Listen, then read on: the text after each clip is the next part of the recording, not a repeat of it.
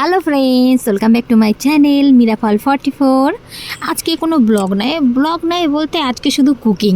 আজকে বাড়িতে কি রান্না করছি, কেমনভাবে করছি সেটাই শেয়ার করব। ভালো লাগলে পুরো ভিডিওটা দেখবেন আর একটা লাইক কমেন্ট করে দেবেন। একটু পাশে থাকবেন, একটু সাপোর্ট করবেন। তো উচ্ছেগুলো আগে কেটে নিয়েছি এভাবে গোল গোল করে। উচ্ছেগুলো দিয়ে আজকে বানাবো হচ্ছে পাকোড়া।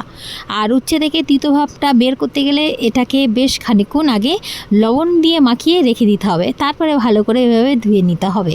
তো সেটাই করেছি, লবণ দিয়ে খানিকক্ষণ মাখিয়ে রেখেছিলাম কাটার পর।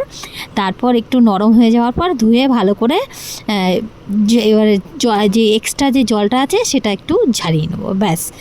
তারপর হচ্ছে এখানে রান্না করছি হচ্ছে এই যে ছোট ছোট চিংড়ি মাছ, কয়েকটা পটল, আর হচ্ছে লাউ শাকের ডাঁটা। শাক নয়, শুধু ডাঁটাগুলো একটু সামান্য ভাজি ভাজি করে নিচ্ছি। ওই সামান্য কালো জিরে ফোড়ন দিয়েছি, ব্যাস, আর কিছু নয়। আর এখানে বসিয়ে দিয়েছি কুকারে সামান্য কয়েকটা গরম মশলা, গোটা গরম মশলা, আর অনেকটা পেঁয়াজ কুচি, ব্যাস। এগুলোকে একটু ভালো করে ভেজে নিয়ে এর মধ্যে এখন দিয়ে দেবো হচ্ছে সয়াবিন আর টমেটো। সয়াবিন টমেটোর দিকে চালটা ভিজিয়ে রেখেছি। আজকে বানাবো হচ্ছে সয়াবিন দিয়ে ডিম দিয়ে, জানি না কি বিরিয়ানি নাকি ভাত সবজি নাকি জানি না, যাই হোক হবে কিছু একটা। ওই সয়াবিন দিয়ে ডিম দিয়ে পেঁয়াজ টমেটো দিয়ে ভাত রান্না করছি এটাই। তো কুকারে তো পেঁয়াজটা ভাজি ভাজি করে নিয়েছি, তারপর দিয়ে দিচ্ছি হচ্ছে সয়াবিনগুলো আগে থাকতে জলে ভিজিয়ে রেখেছিলাম, বেশ নরম হয়ে গেছে। সেটাকে একটু নিংড়ে চেপে চেপে সেই জলটা বের করে দিয়ে 2-3 বার করে ধুয়ে নিয়েছি। এগুলো হালকা একটু ভাজি ভাজি করে নেবো। সয়াবিনগুলো হালকা একটু ভাজি হয়ে গেলে এর মধ্যে হচ্ছে দিয়ে দেবো মশলা, হলুদ গুঁড়ো, ওই সামান্য যে মশলা দিই সেই মশলাই দিয়ে দিচ্ছি।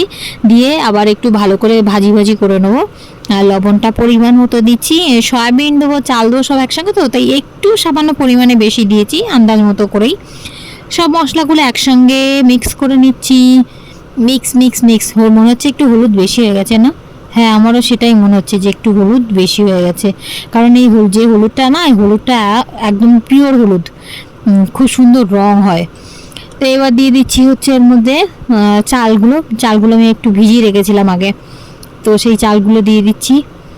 আর কুকারেই রান্না করছি, একসঙ্গে সব কিছু করছি, তো 2-3টে সিটি পড়লেই ব্যাস হয়ে গেল, নির্ঝামেলায় তাড়াতাড়ি হয়ে গেল, আমার কষ্টটাও কম হবে তার জন্য। আর ওদিকে উচ্ছেগুলো কিন্তু আমি জল ঝাড়তে রেখেই দিয়েছি। চালগুলো দিয়ে আবার ওই সয়াবিন যে মশলা সবগুলো একসঙ্গে একটু ভালো করে নাড়াচাড়া করে মিক্স করে নিচ্ছি। আর মিক্স হয়ে গেলে এর মধ্যে আগে থাকতেই সেদ্ধ করে ডিমগুলো আমি ছাড়িয়ে রেখেছিলাম, সেই ডিমগুলো এক এক করে দিয়ে দিচ্ছি। ডিম দিয়ে দেওয়ার পরে এর মধ্যে দিয়ে দেবো হচ্ছে পরিমাণ মতো জল। ডিমগুলো যতই বসাই না কেন, জল দিলে তো সেই ভেসে উঠবে। তো ডিম দিয়ে দিয়েছি, তারপর দিয়ে দিচ্ছি হচ্ছে জলটা একদম মেপে মেপে দিতে হবে, কতটা চাল নিয়েছি সেই আন্দাজে কুকারে। তো জল দিয়ে দিচ্ছি আর হতে থাকুক। এবার ঢাকন আটকে দিচ্ছি কুকারের। আর এদিকে আমি এখন একটা ব্যাটার তৈরি করব। বেসন, কালো জিরে, হলুদ, লবণ, একটু লঙ্কার গুঁড়ো, ব্যাস।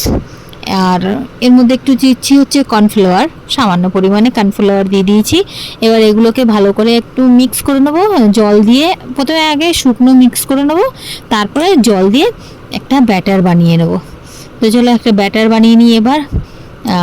বেশি পাতলাও নয়, বেশি ঘনও নয়, একটু শুকনো শুকনো করাই যেতে পারে, তবে আমি পাকোড়া বানাবো তো তার জন্য একটু পাতলা করে করেছি। আর একটু শুকনো শুকনো করে তারপর এই উচ্ছেগুলো দিয়ে একটু মানে শুকনো শুকনো করে একদম ছাকা তেলে ভাজলে না কড়কড় করে, সেটাও বেস্ট ইয়াম লাগে। তবে কি ওটাই করতে একটু ঝামেলা বেশি। উচ্ছেগুলো একটু বেশি পাতলা করে কাটতে হয়, আর একদম শুকনো শুকনো করে একসঙ্গে আর কি মাখতে হয় বেসন। আগে যেরকম এটা জল টল দিয়ে আগে মেখে নিচ্ছি এরকম নয়, বেসনের মধ্যে উচ্ছেটা দিয়ে সামান্য একটু ছিটে জল দিয়ে ওটাকে মেখে একটু ছাকা তেলে ভাজলে না একদম কি বলবো, চানাচুর পাকোড়া ফেল, এত খেতে ভালো লাগে ওটাও। কিন্তু আমি ওটা করিনি, আমি একটু ওই ব্যাটার করে নিয়ে তারপর ওই যে তেলে ভেজে নিয়েছি, একটু বেশিক্ষণ ধরে ভেজেছি কারণ উচ্ছেগুলো একটু মোটা মোটা করে কেটেছিলাম তো তাই। ব্যাস, ভাত হয়ে গেছে আমার। এই যে হচ্ছে আমার, কি বলবো আমি জানি না এটাকে কি ভাত বলবো, একটু হলুদটা বেশি হয়ে গেছে। ঠিক আছে, মাঝে মধ্যে এরকম হয়ে যায় রান্না করতে, প্রত্যেকদিন একরকম রান্না হয় না। আর এটা আমার কোনো প্রফেশনাল চ্যানেলও নয় যে একদম সঠিক হতে হবে। আমার এটা নর্মাল, আমি বাড়িতে যেভাবে প্রত্যেকদিন যেটা করি সেটাই শেয়ার করার চেষ্টা করি একটু একটু করে। তো ব্যাস, একটু হলুদ বেশি হয়ে গেছে, কোনো ব্যাপার নেই। ওটা ভাতটা হয়ে গেছে পরে আগে বেড়ে দিয়েছি, মেয়েদের খিদে পেয়ে গেছে। সঙ্গে স্যালাড ছিল, শশার, আর কিছু না। আর এখানে এই যে বানিয়ে নিয়েছি উচ্ছের পাকোড়া। আমার ভালো লাগে তাই আমি এরকম একটু বানাই মাঝে মধ্যে। আর বাড়িতে বেশি উচ্ছে আলু দিয়ে ভাজাটাই খাওয়া হয়, কিন্তু আজকে একটু অন্যরকম বানিয়েছি। গরম গরম খেয়ে নিচ্ছি, দেখো।